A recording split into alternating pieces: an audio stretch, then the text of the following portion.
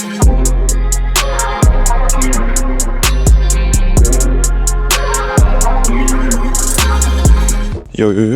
welcome back. Welcome back. Every new video is in a different space. It feels like in a different country, in a different place. But that's just what, life is about. Being free, being able to travel and checking out different spots and getting inspired by different places. I mean, this place itself is insane. Like, just check this out, man. We're in Finland, in the middle of nowhere. I know closest house is like 300 meters, but it's in a wood. There are like maybe 2 houses in this wood. You have sauna, fireplaces, your own private lake. And all just, good stuff to be able to enjoy. Enjoy the freedom, enjoy the life, enjoy traveling and getting inspired by different places. And just places like these inspire. They just force you to think different, force you to get in a new mindset about your music, and that's what it's all about. Creating new stuff, creating new fire shit, and yeah, let's get it.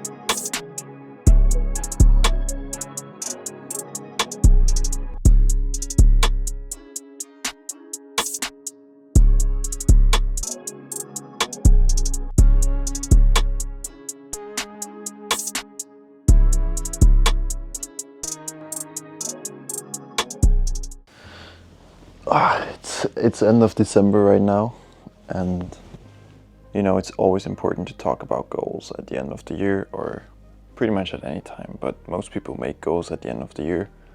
They kind of take the Christmas time to reflect, to see what they have done the last year, see what they do the next year. I just wanted to share with you my exact process on how I set goals and how that has helped me become a Billboard #1 producer, make 15-20k per month, and also being able to just travel and being free and go wherever I want to, whenever I want to, just setting a schedule on my own terms. Let's define goals. Whenever we talk about goals, everyone's just thinking, hey, I want to be a Billboard #1 producer, I want to be a gold producer, I want to be a platinum producer, I want to have 100 million streams or whatever on your music, right? But I don't think that's the right way to do it.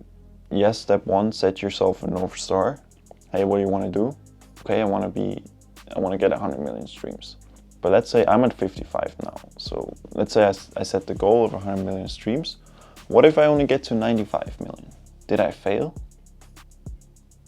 Not really, I'd argue. You've still made a lot of progress. So Actually, the better way to do it is have your North Star, then break it down into the skills you need to do that and daily actions needed.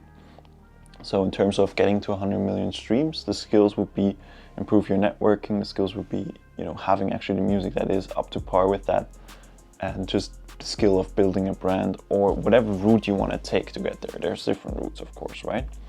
And then when you have the route and when you have the skills, so let's say you want to do this more in person, you want to network more, get more in the rooms, then what are the daily actions needed?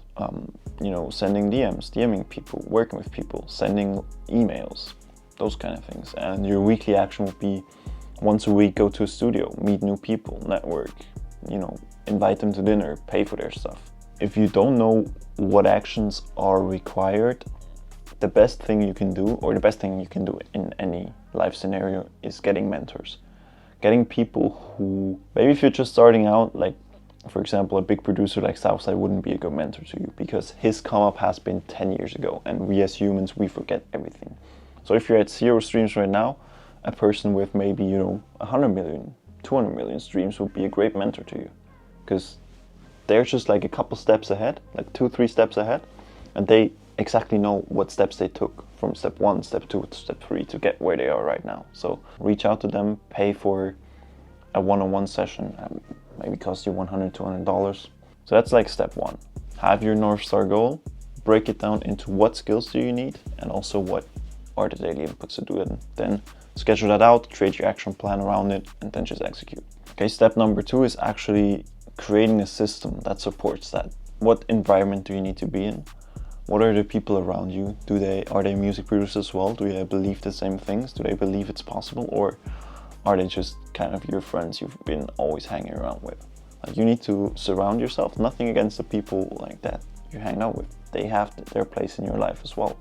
But you need to be spending majority of your time with people who are doing the same thing or who have actually done the thing you want to do. Step number 3 is actually tracking and measuring your progress. You need to always have your goal top of mind. Most people who have a goal, they want to get in shape, but after a month they kind of forget it. Your goal has to be always top of your mind. You need to think about it constantly, you need to track your progress constantly, you need to make sure you're doing your inputs every single day, every single week. The easiest way to do that is schedule out a time every single week where you sit down, where you reflect on your goals, where you check your inputs, where you check your progress, and catch myself very fast when I start to forget my goals or when I start to slip a little bit. Step 4, the most important thing in my opinion, just be grateful for the progress you make. Like, even if you don't reach your North Star output goal, if you reach your input goals every single day, if you do what you said you're gonna do, you made so much progress. You can be proud of yourself, and that will lead to progress as well. Progress is more important than goals.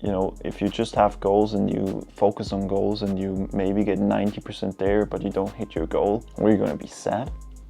No, man, you hit 90% of your goal. That's great progress. Because the output goal is nothing you can control. Like, you can send 1,000,000 emails and you won't get a Billboard #1, right? That's not in your control. Don't beat yourself up because you didn't hit your North Star goal this year. You made progress, that's all that counts.